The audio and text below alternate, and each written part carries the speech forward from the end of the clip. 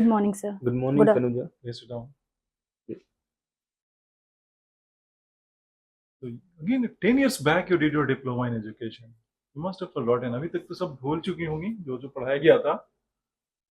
क्या क्या याद है? पूरे 2 वर्ष आपने गुजारे हैं. क्या क्या पढ़ाया?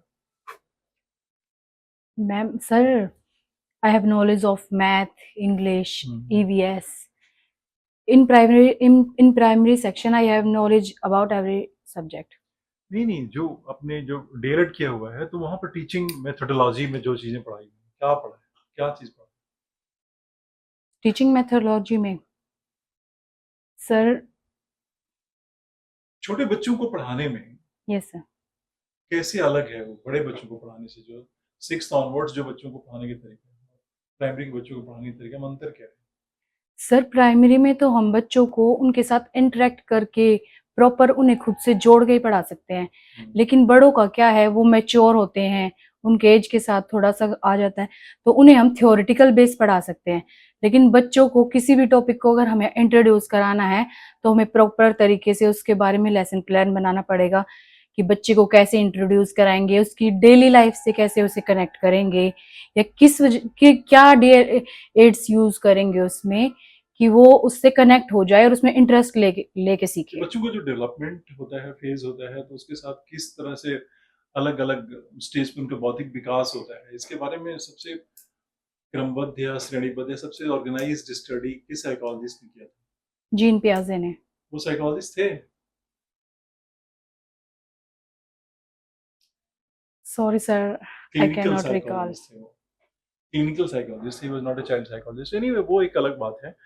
तो कब उनका देहांत हुआ था? बड़ी चर्चा में रहा था उनका देहांत हुआ था. चलिए ठीक है, आई जब कैन नॉट रिकॉल सर।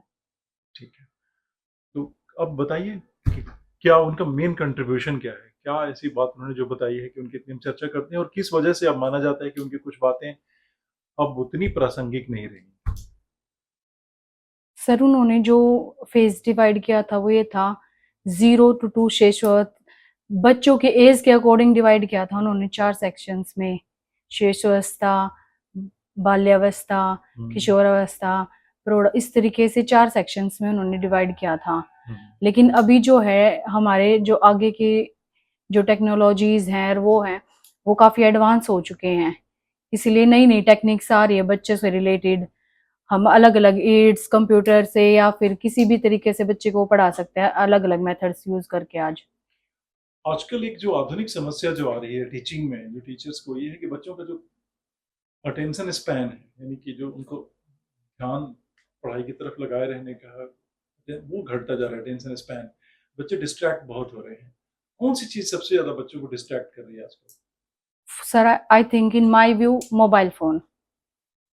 छोटे बच्चों को मोबाइल फोन कहाँ से आ गया? सर पेरेंट्स आजकल क्या कर रहे हैं, अपना टाइम सेव करने के लिए बच्चे को, सर मोबाइल तो आज की बच्चे के लिए भी रिक्वायरमेंट हो गई, क्योंकि कुछ बच्चे, प्राइमरी के बच्चों को मोबाइल की क्या रिक्वायरमेंट है? जैसे अभी ऑनलाइन क्लासेस चल रही थी, प्राइमरी में भी चल रही थी, तो बहुत से पेरेंट्स ऐसे थे लैपटॉप कंप्यूटर अफोर्ड नहीं कर पा रहे थे, तो उनके बच्चे जो थे मोबाइल पे ऑनलाइन क्लासेस, तभी से ज्यादा इन्वॉल्वमेंट हो गया बच्चों का मोबाइल पे। हो रही है. पेरेंट टीचर मीटिंग जब हो रही है स्कूलों में, तो वो टीचर को आके बोल रहे हैं कि बच्चा बहुत ज्यादा मोबाइल से जुड़ गया है, ऑब्सेशन हो गया है, आप बताइए क्या करें. तो टीचर से आके पूछते हैं.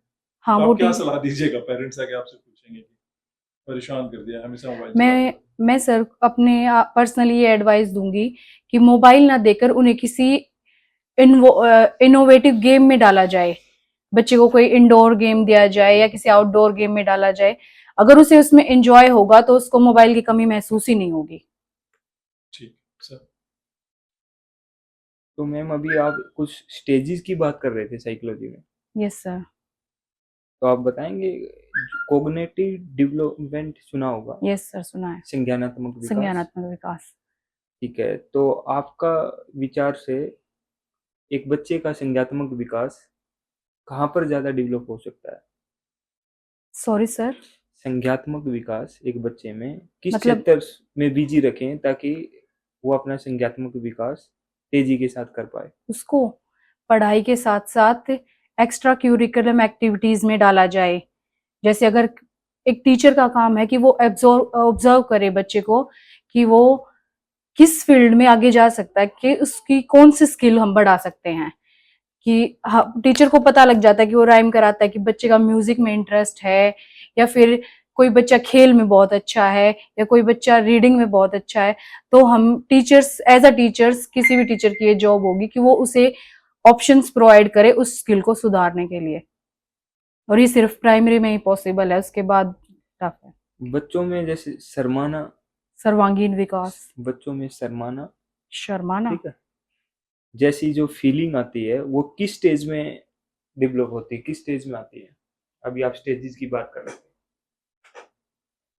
गर्व महसूस करना, प्राउड अपने अंदर, ठीक है, शर्माना, जैसी ये जो फीलिंग डेवलप हो जाती है, ये किस स्टेज में आके होती है? सर ये होती है 3। अभी आप स्टेजेस की बात कर रहे थे। Yes, sir. I am currently not recognize that name. तो चाइल्डहुड वैसे याद रखना है, हाँ, yes, sir. Childhood. ठीक है ना? तो अभी डेमो टीचिंग में आप क्या कराना पसंद करेंगे? Sir, I cannot do any subject, but if you give me option, I will choose a poem. चलिए स्टार्ट करेंगे।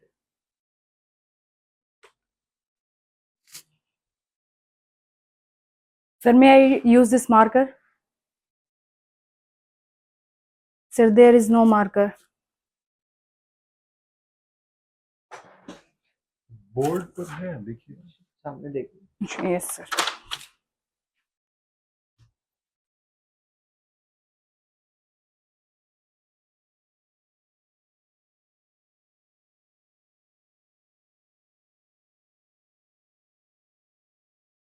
नहीं, कैंसिल कर दीजिए।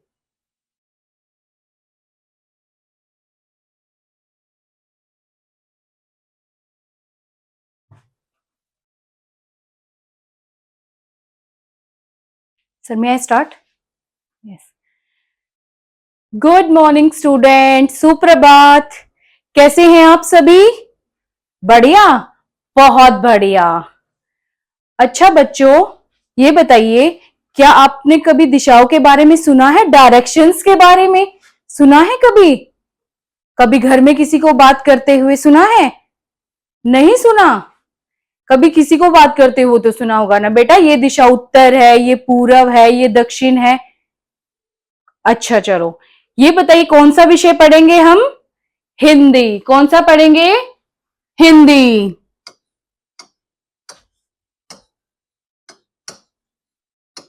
कौन सा पढ़ेंगे? हिंदी। अच्छा ये बताइए बच्चों कि सूरज किस दिशा में निकलता है, पता है किसी को? बहुत बढ़िया। किस में निकलता है?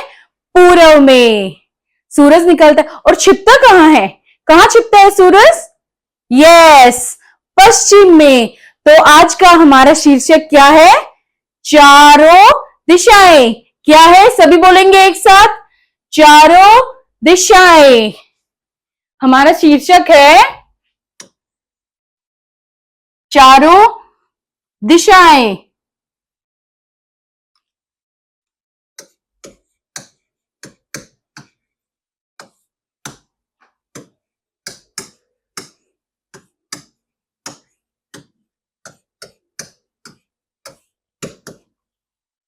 सूरज कैसा है आपको पता है ना? ये है हमारे सूरज दादा। क्या है? सूरज दादा। जब हम, कितनी दिशाएं होती हैं? 4। आपको पता है जब हम सूरज की तरफ मुंह करके खड़े होते हैं तो वो कौन सी दिशा होती है? हाँ, पूरब। कौन सी होती है? पूरब। और जब जहां सूरज छिप जाता है, शाम को छिप जाता है ना, सूरज नहीं दिखाई देता, वो कौन सी दिशा होती है? वो होती है पश्चिम। कौन सी होती है? सभी एक साथ बोलेंगे, पश्चिम। अब हम सूरज की तरफ मुंह करके खड़े हैं तो हमारे बाई ओर कौन सी दिशा होगी, पता है आपको? नहीं पता? मैम बताती हैं। जब हम बाएं और हमारे बाएं हाथ की तरफ होगी उत्तर, कौन सी होगी? उत्तर। और हमारे दाएं ओर दक्षिण, कौन सी होगी? दक्षिण। बहुत बढ़िया। आप लोग इससे रिलेटेड कोई पोएम सुनना चाहेंगे? एक कविता सुनाऊं मैं आपको इससे रिलेटेड?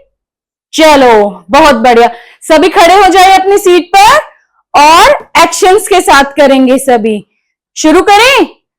Very good. उगता सूरज जिधर सामने, उगता सूरज जिधर सामने, उधर खड़े हो मुंह करके तुम। उगता सूरज जिधर सामने, उधर खड़े हो मुंह करके तुम। ठीक तुम्हारे पूरब होता, ठीक सामने कौन सी डायरेक्शन होती है? ठीक सामने पूरब होता। पीठ पीछे है पश्चिम, पीठ पीछे है पश्चिम। बाई और दिशा उत्तर की, कौन सी दिशा है? बाई और दिशा उत्तर की। दाएं तुम्हारे है दक्षिण, कौन सी डायरेक्शन है दाएं? दक्षिण। चार दिशाएं होती हैं यूं, पूरब पश्चिम उत्तर दक्षिण। ठीक है, जी बैठिए। आपका टीचिंग स्किल बहुत अच्छा है, काफी इनोवेटिव है। एक चीज है कि स्टार्ट करिए आपने डे और डेट उसमें। हाँ ये सर, वो मैं भूल गई, वरना मैं करती तो वहीं से हूँ। डेट और फिर विषय और शीर्षक। ठीक है। और अच्छा ये था कि आपने कंटेंट को डिलीवर इतना अच्छा किया कि हम वो जो गलतियां थी वो काफी देर बाद हमें भी ध्यान आया कि हम आपके कंटेंट पे इतना ध्यान था। और आपका जो फेस वाला, सर मैं क्वेश्चन पूछ सकती हाँ हूँ? जी, हाँ जी, जैसे ये आपने हुनर है। मेरी एक ये है बैड क्वालिटी, मैं आपके सामने शेयर कर रही हूँ कि मेरी हिंदी की राइटिंग थोड़ी वीक है, लेकिन मेरी आदत ये, जैसे मैं हिंदी कराती हूँ या कुछ भी कराती हूँ तो इंग्लिश निकलती है मेरे मुंह से नहीं, आपने जो नेचुरली। हिंदी जो लिखी है वो ग्रामेटिकली तो सब करेक्ट है, वो विषय, ठीक है, लेकिन वो सब मेरे को प्रैक्टिस नहीं रही ना, पहले तो मैं स्कूल में कराती थी। आपने जैसे डेट नहीं लिखा, राइटिंग खराब है, राइटिंग स्किल पे इम्प्रूव करने की जरूरत है। लेकिन ये कुछ खामी आपकी ऐसी है कि आप में दो तीन क्वालिटी ऐसी है, जैसे आपका जो कॉन्फिडेंस लेवल है, कंटेंट को डिलीवर करने का जो तरीका है आपका, और जैसे जिस तरीके से आप कंटेंट जो चीज बोल रहे हो उसी हाथ से आपकी बॉडी मूवमेंट काम कर रही है। सबसे अच्छी बात ये है, उसी तरह से आपका फेस, ठीक है, किस तरह से आई जानी चाहिए, कैसे फेस टीचर का जाना चाहिए, वो आपके अंदर है, जो इस खामियों को बहुत छोटा बना देता है। वो एक्चुअली हो गया, कुछ दिन से कंटेंट तैयार कर रहे थे ना, तो डेट और डेट तो इस तो पे मैं काम, स्किप हो गया। इस पे काम करें। यस आपके सर। रिटन टेस्ट में कितने मार्क्स से तनुजा? Sir 143 point something. 143, ठीक है। तो sir is there any chance? मैं नहीं, बहुत बार रह चुकी हाँ, हूँ। ये आपका जो है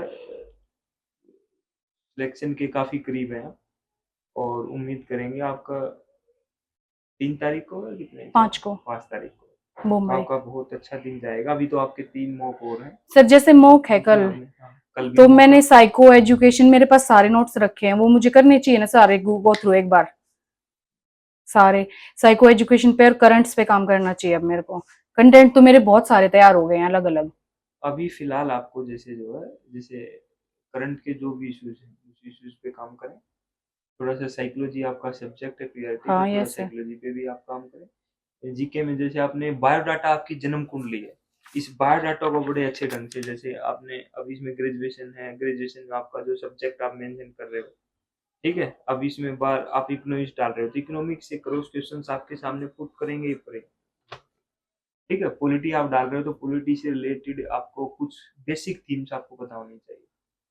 ठीक है, ये चीजें करनी चाहिए और उस पर काम करें आप। नेक्स्ट जो मॉक होगा उसमें और इम्प्रूवमेंट आना चाहिए। यस और सर। अभी सर एक बार, ठीक है, मैंने वो जो बता दिया कि एनर्जी लेवल बहुत अच्छा है, आई कांटेक्ट अच्छा है, वही जो स्टार्ट करना था, सिर्फ उतना ही का ध्यान रखना था। Yes sir. Rest is okay. और आप अपने कंटेंट पे जो काम कर ही रही हैं तो वो और भी बेहतर हो ही जाएगा। अगली बार बोर्ड में उस चीज का ध्यान यस रखिएगा। सर। Yes sir. बस ये है कि थोड़ा जो ग्रामेटिकली तो सारे वर्ड सही लिखे हुए हैं, लेकिन थोड़ा सा और क्लैरिटी के साथ, वो सर इसमें थोड़ी प्रॉब्लम्स भी ज्यादा हैं, ऊपर से बहुत ज्यादा रिफ्लेक्शन आ रही है, इस बोर्ड पे विजिबल नहीं हो रहा कि लिख क्या रहे हैं ढंग कम से। कम करेक्ट तो है ना। कई बार तो वही गलती हो जाती है, आपका तो सारी राइटिंग करेक्ट है, वो ठीक है। आप thank you sir. Demo teaching में 26 मार्क्स दिए गए हैं थैंक यू सर। आपके इसको लेकर। आपके हालांकि आपके कंटेंट को निखारने की जरूरत है आपने थोड़ा सा और, लेकिन ये जो चीजें थी तो देख के सर को ठीक है, all the best. Thank you sir.